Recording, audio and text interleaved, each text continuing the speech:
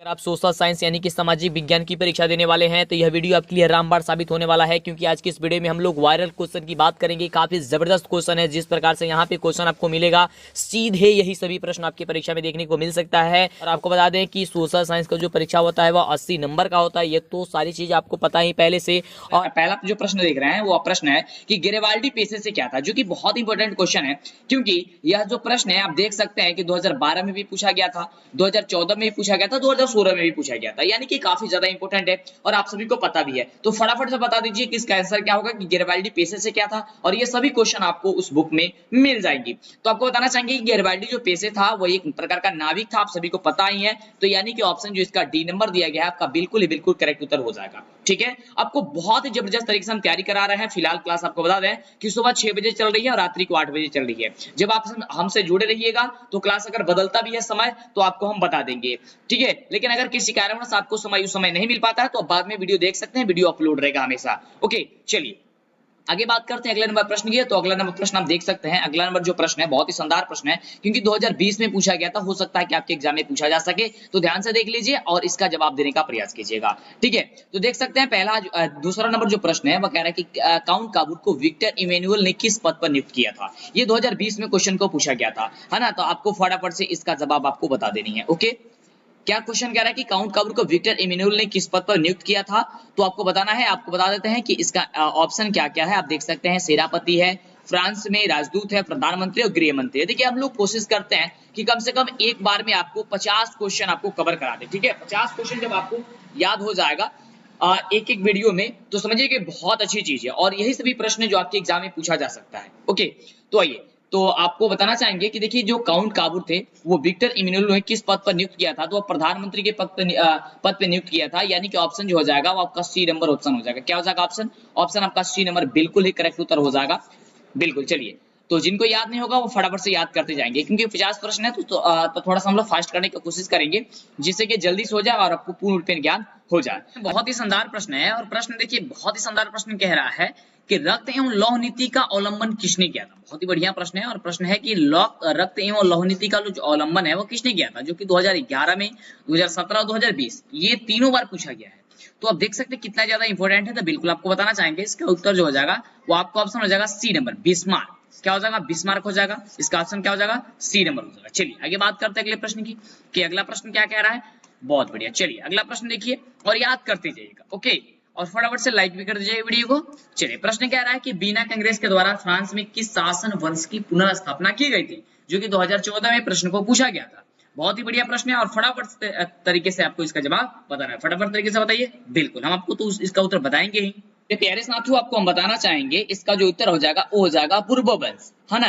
तो कहीं पे भी अगर आएगा तो बुर्बोवंश पे आपको क्या करना होगा, टिक कर देना होगा। ठीक है, जैसे कि यहाँ पे हम ऑप्शन देख लेते हैं। ऑप्शन कहाँ पे बुर्बोवंश लिखा हुआ है, तो ऑप्शन देखिए यहाँ पे ऑप्शन सी में जो लिखा हुआ है लेकिन गलती लिख दिया गया है, यहाँ पे बुढ़े लिखा गया, लेकिन बुढ़े होगा नहीं, वो यह बुर्बोवंश होगा। ठीक है, तो इस चीज को आपको याद करके रखना। ओके, चलिए आगे बात करते हैं अगले प्रश्न की। और अगला प्रश्न देखिए बहुत ही शानदार प्रश्न है, क्योंकि अभी 2014 में ही पूछा गया था। तो फटाफट से आपको इसका उत्तर बताना है। नहीं पता है तो कोई दिक्कत नहीं है, आपको याद कर लेनी है। ओके, चलिए, तो प्रश्न देखिए कह रहा है कि जर्मन राय राज्य का निर्माण किसने किया था। जर्मन राय राज्य का जो निर्माण था वो आखिर में किसने कराया था, तो आपको ये बताना है। ये 2014 और 2016 में भी पूछा गया था, जो कि बहुत ही शानदार क्वेश्चन है। 2016 में भी प्रश्न को पूछा गया था। ओके, चलिए, तो आप लोग फटाफट जवाब देने का प्रयास कीजिएगा। नहीं पता है तो कोई दिक्कत नहीं है, हम आपको बता रहे हैं तो उसको आप याद कर लीजिए। ठीक है, तो इसका बिल्कुल सही उत्तर हो जाएगा नेपोलियन बोनापार्ट। ठीक है, क्या हो जाएगा, नेपोलियन बोनापार्ट। ठीक है, नेपोलियन बोनापार्ट, जो कि आप देख सकते हैं आपका जो है आंसर यहाँ पे लिखा हुआ है ऑप्शन बी नंबर में। ओके, चलिए आगे बात करते हैं अगले प्रश्न की। तो अगला जो प्रश्न है वो बहुत ही शानदार प्रश्न है, क्योंकि यह 2019 में भी प्रश्न पूछा गया था। तो आप देख सकते हैं प्रश्न क्या है कि यहाँ पे प्रश्न लिखा हुआ है कि यूरोप का मरीज किसे कहा जाता है, जो कि बहुत ही बढ़िया प्रश्न है, 2019 में पूछा गया था। तो फटाफट से आपको इसका जवाब बता देना है कि जो यूरोप का मरीज है उसे किसे कहा जाता है। तो बहुत ही बढ़िया प्रश्न है और इसका आपको जवाब देना है। तो इसका बिल्कुल जो सही जवाब हो जाएगा क्या हो जाएगा, बिल्कुल वो हो जाएगा तुर्की को। यूरोप का मरीज किससे कहा जाता था, तुर्की को कहा जाता था, यानी कि ऑप्शन आपको हो जाएगा सी नंबर। चलिए आगे बात करते हैं अगले नंबर प्रश्न की और देखते हैं अगला नंबर प्रश्न क्या कह रहा है। और लाइक कर दीजिए, अगर अभी तक लाइक नहीं किया तो प्लीज लाइक कर दीजिए मेरे प्यारे साथियों। चलिए अगला जो प्रश्न है वो कह रहा है कि मेटरनी का पतन किस वर्ष हुआ था। ठीक है, और चेहरे पे एकदम मुस्कान लेकर के आकर के तब बढ़िया से पढ़ाई कीजिए, है ना।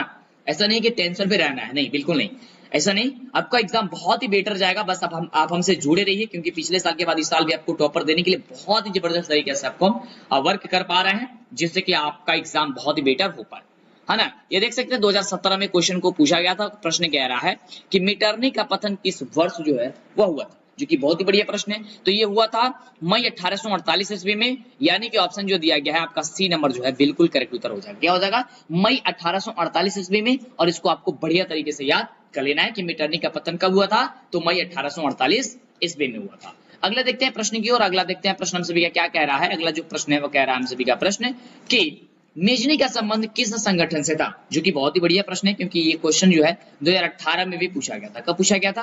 2018 में भी पूछा गया था कि मेजनी का संबंध जो है किस संगठन से था। तो इसका जो बिल्कुल सही उत्तर हो जाएगा वो ऑप्शन हो जाएगा डी नंबर की, कार्बोनरी से था। किससे था वो?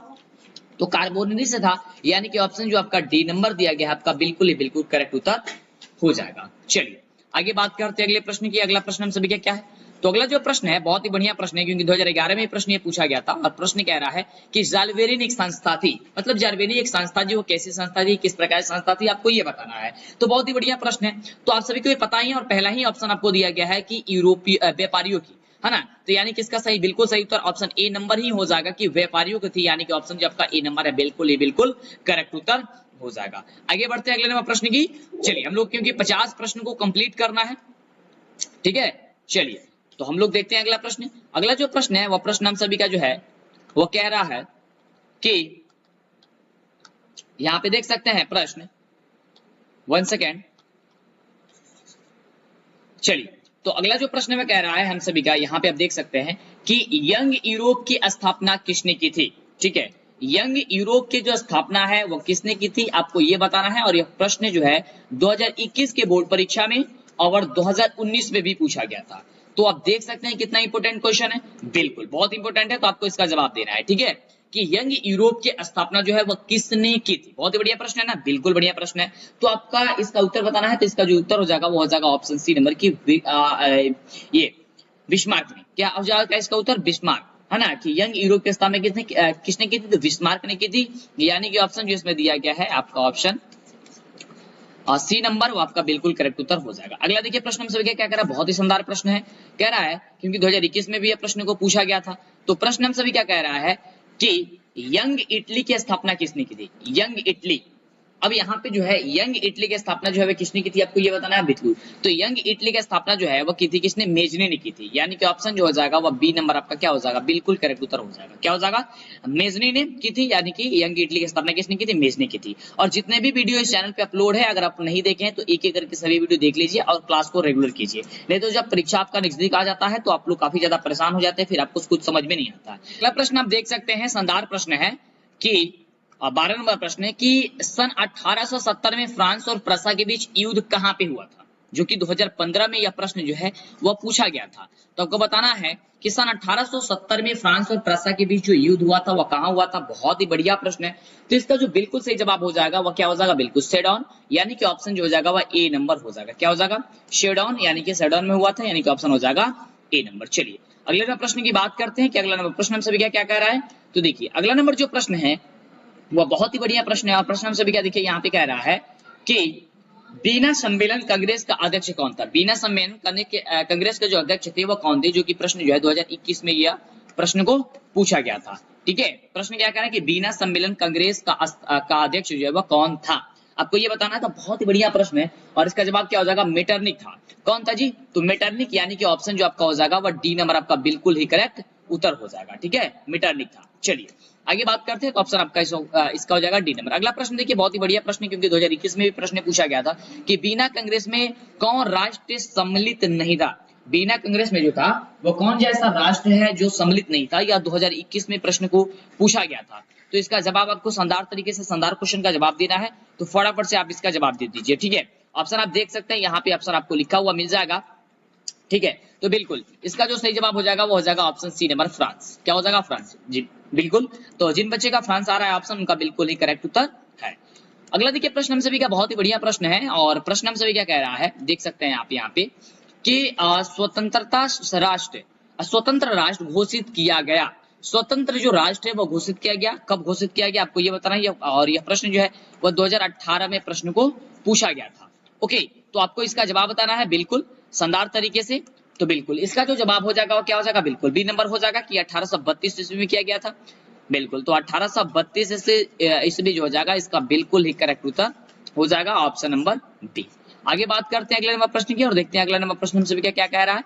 तो बिल्कुल आप देख सकते हैं 2021 में प्रश्न ये पूछा गया था, बहुत ही शानदार प्रश्न।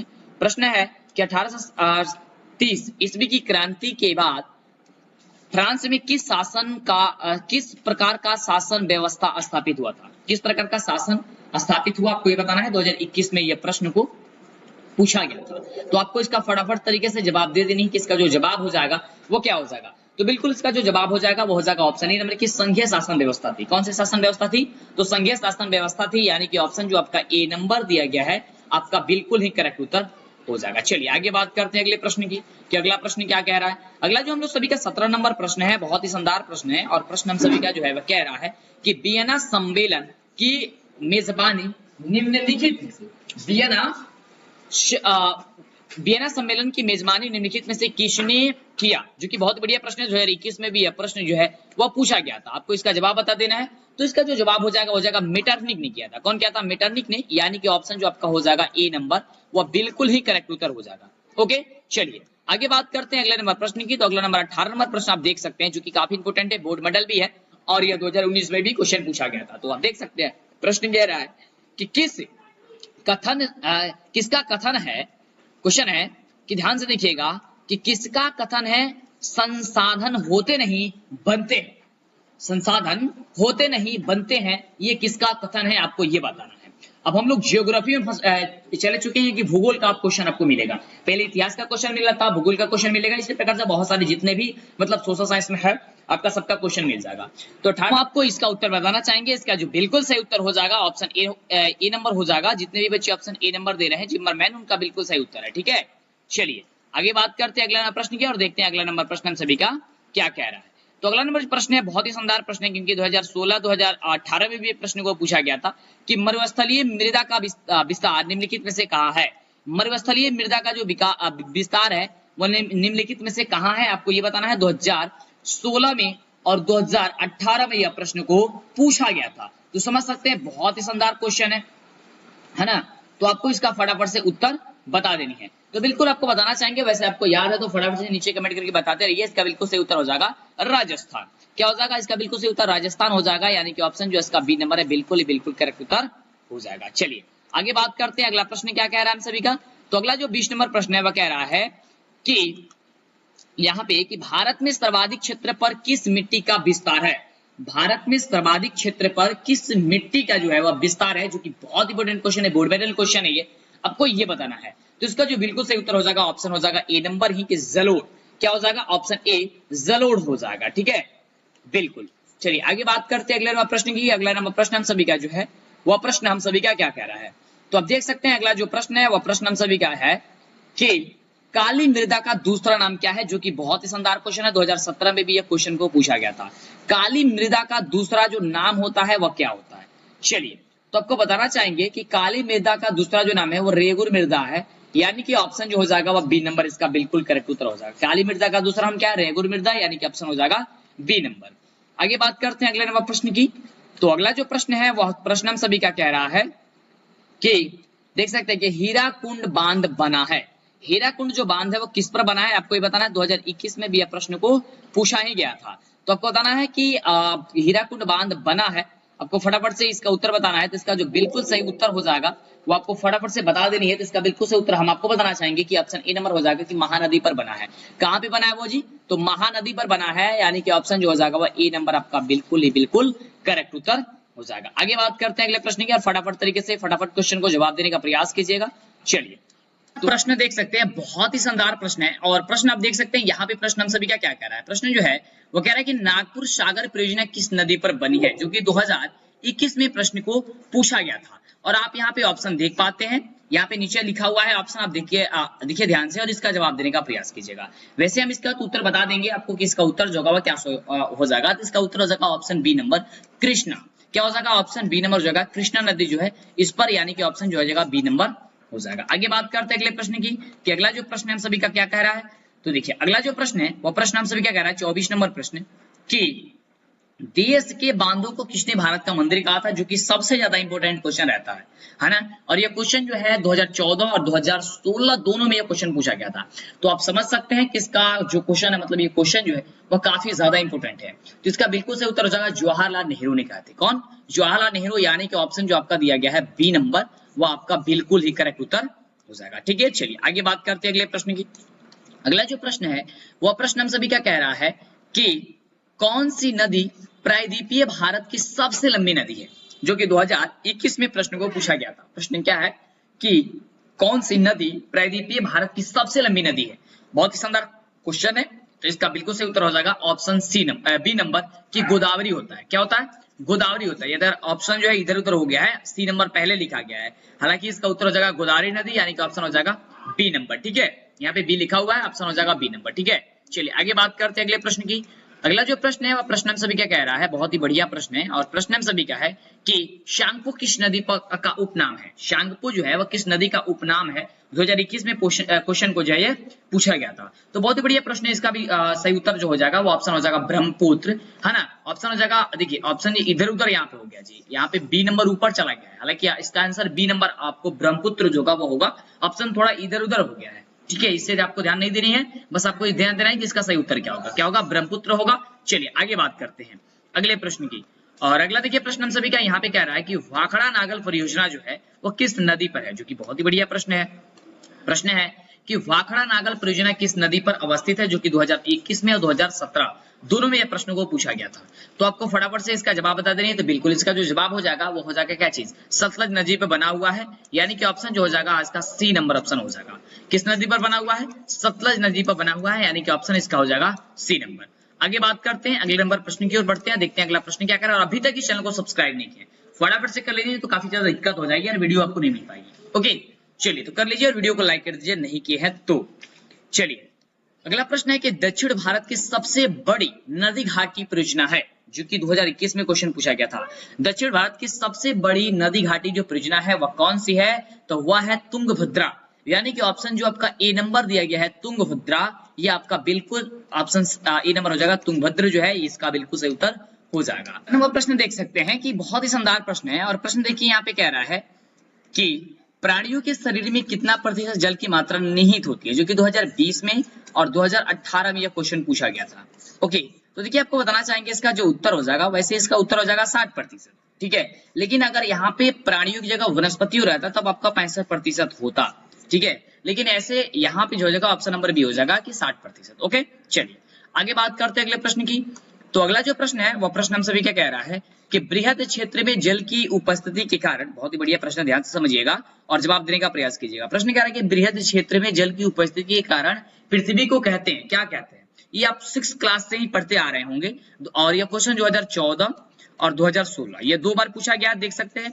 तो देखिए उसे नीला ग्रह कहा जाता है, पृथ्वी को नीला ग्रह कहा जाता है, ये आप सभी को पता ही है। और आपको ये भी पता है कि नीला ग्रह पृथ्वी को क्यों कहा जाता है ना। बिल्कुल, तो बहुत ही शानदार प्रश्न है, इसका आंसर हो जाएगा ऑप्शन बी नंबर। चलिए आगे बात करते हैं अगले नंबर प्रश्न की। तो अगला नंबर जो प्रश्न है वह कह रहा है कि कान्हा राष्ट्रीय उद्यान कहाँ स्थित है। जो कान्हा राष्ट्रीय उद्यान है वो कहाँ स्थित है, जो कि 2021 में प्रश्न को ये पूछ दिया गया था, ठीक है। चलिए तो इसका उत्तर आप बताने का प्रयास करेंगे, नहीं पता है कोई दिक्कत नहीं है, हम आपको बताएंगे, याद करते आपको चले जाना है। तो बिल्कुल इसका जो सही उत्तर हो जाएगा मध्य प्रदेश, यानी कि ऑप्शन हो जाएगा सी नंबर। क्या हो जाएगा? मध्य प्रदेश, यानी कि ऑप्शन हो जाएगा सी नंबर। आगे बात करते हैं अगले प्रश्न की।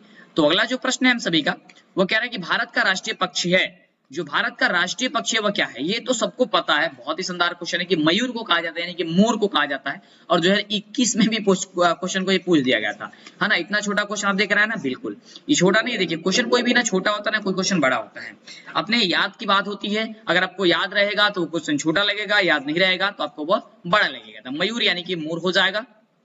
चलिए अब बात करते हैं अगले नंबर प्रश्न की। अगला जो प्रश्न है वह कह रहा है कि निम्न राज्यों में से किनमें, क्वेश्चन है कि निम्न राज्यों में से किसमें वन का विस्तार सबसे अधिक होता है, यानी कि अधिक विस्तार है।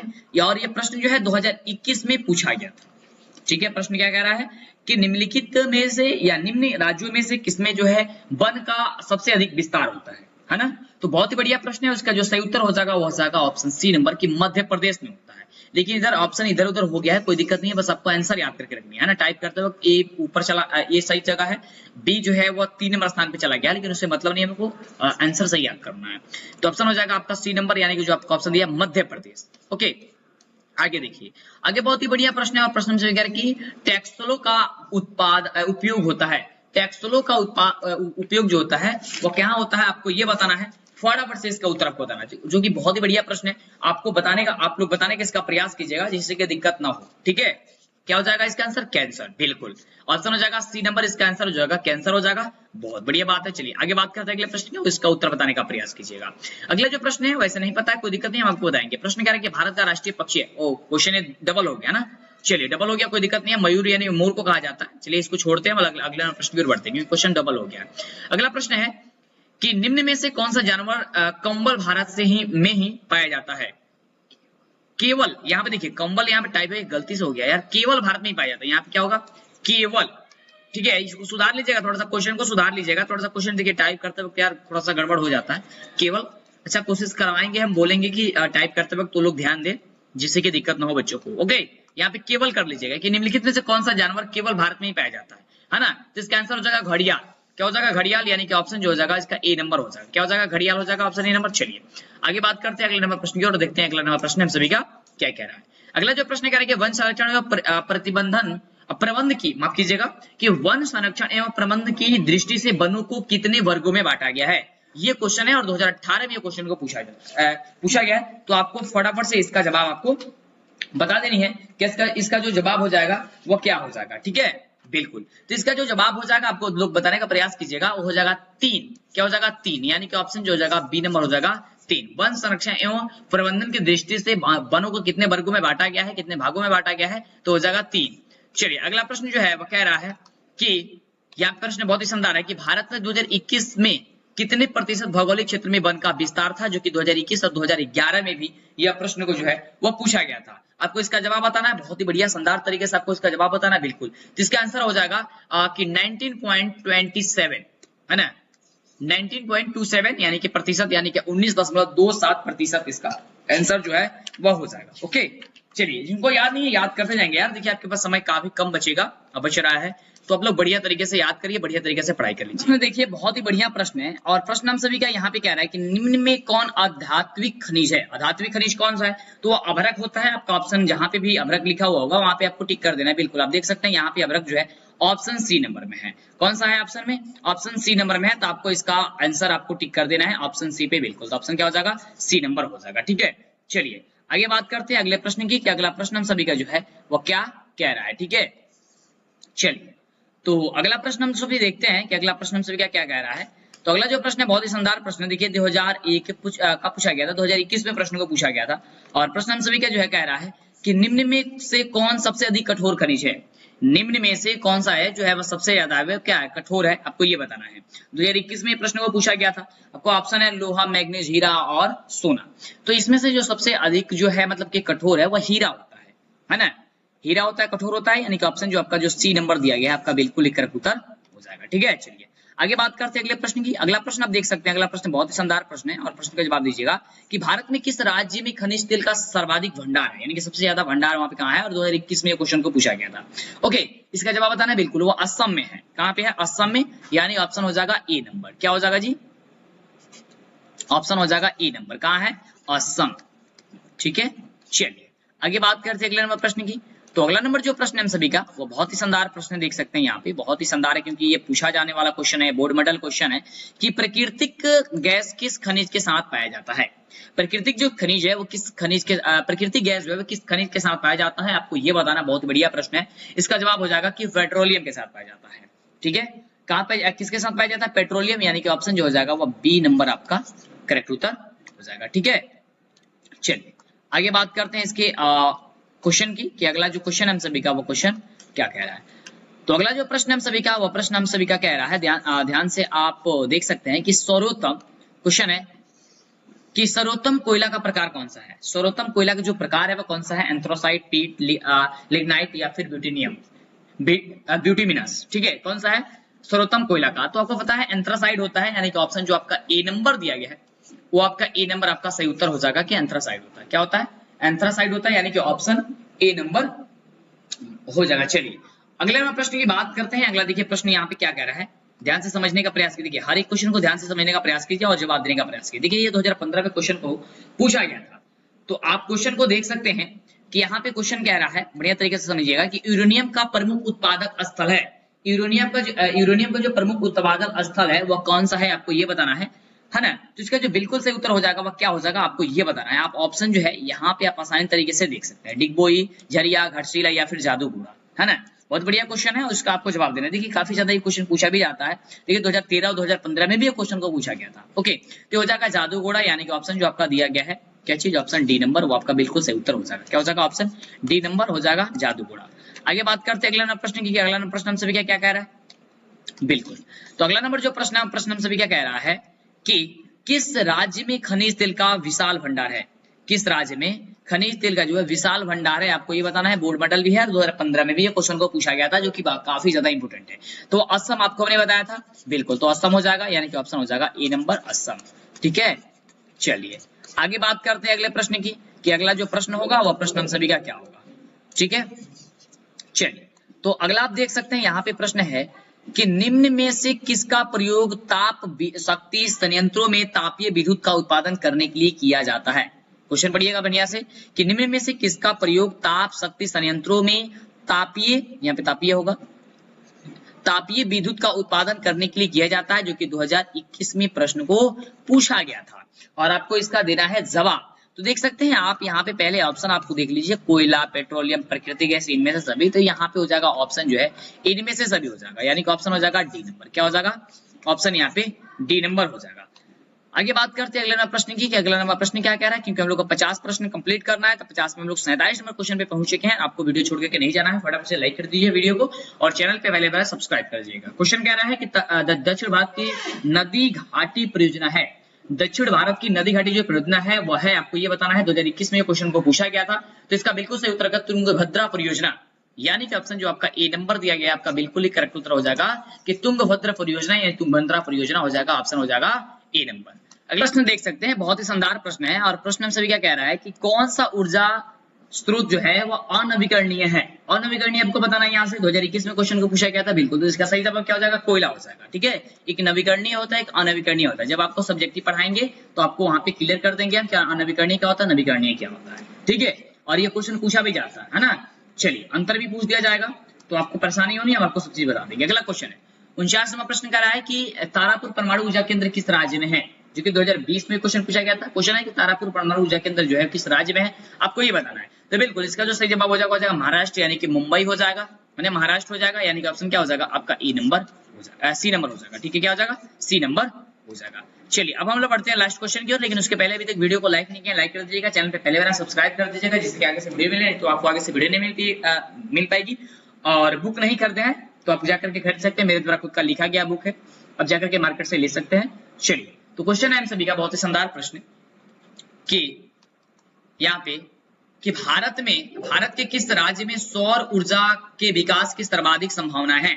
बहुत बढ़िया प्रश्न है कि भारत में किस राज्य में जो है वह सौर ऊर्जा की सर्वाधिक संभावना है, जो कि 2018 में क्वेश्चन को पूछा गया था। तो इसका बिल्कुल सही उत्तर हो जाएगा राजस्थान, यानी कि ऑप्शन हो जाएगा सी नंबर। ओके, तो उम्मीद करते हैं आप लोग 50 क्वेश्चन को बढ़िया तरीके से याद कर लिए हैं। अगर नहीं याद किया तो फिर से आप दोबारा इस वीडियो को देख लीजिए, कान में ईयरफोन लगाइए और शांति जगह बैठ करके इस वीडियो को देख लीजिए।